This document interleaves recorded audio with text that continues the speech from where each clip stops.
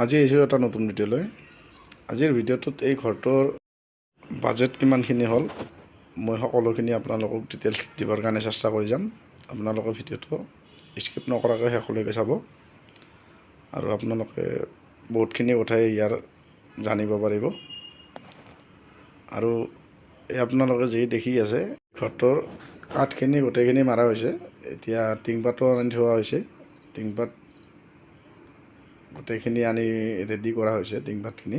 আৰু এতিয়া এই ঘৰটোৰ আজি কাঠ মৰা কামটো আজি শেষ কৰিছে কাঠ মিস্ত্ৰী।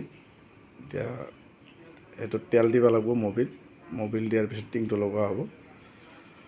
আৰু মই এই ঘৰটোৰ গোটেইখিনি আপোনালোকক হিচাপ চিমেণ্ট বালি যিমানখিনি বয় বস্তু ইয়াত লাগিছিলে গোটেইখিনি আপোনালোকক হিচাপ দি থৈ দিছিলোঁ আন এটা ভিডিঅ'ত।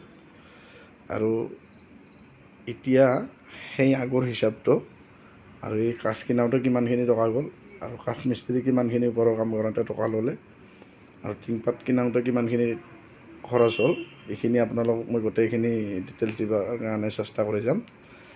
আপোনালোকে ভিডিঅ'টো শেষলৈকে চাব। এতিয়া আমি আহিছোঁ হিচাপটোলৈ।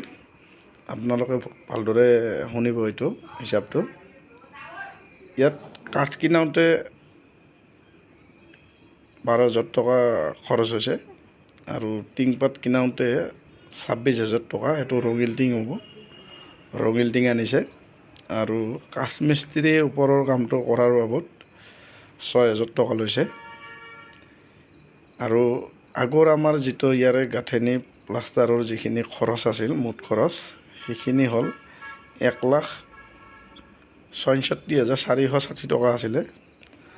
আৰু ইয়াৰ লগত এই কাঠ মিস্ত্ৰীৰ মেকিং চাৰ্জ, টিংপাত কিনা, কাঠ কিনা এইখিনি লৈ পেলাই 1,87,060 টকা হয়। এইখিনি টিংপাত লৈ আৰু আগৰ হিচাপটো লৈ পেলাই টিংপাত, কাঠ আৰু কাঠ মিস্ত্ৰীৰ মেকিং চাৰ্জ।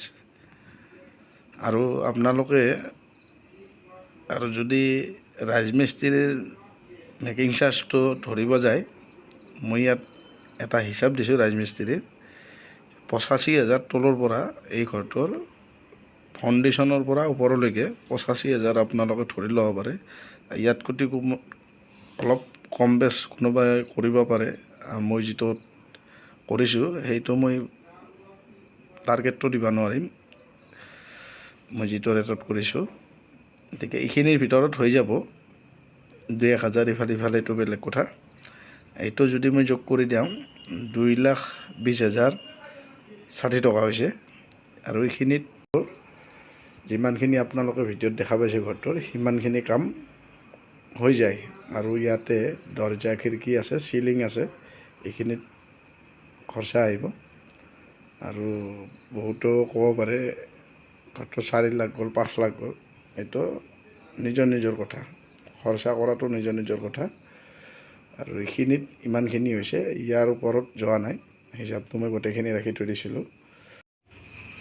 আৰু ইয়াতে কাম বাকী থাকিলে মোৰ ফ্ল'ৰৰ কামটো মই অলপ দেৰিকৈ কৰিম। কিন্তু আপোনালোকক যিখিনি মই দেখালোঁ ভিডিঅ'ত, আপোনালোকে যিখিনি দেখি আছে সেইখিনিত খৰচাটো মই আপোনালোকক কৈ দিলোঁ।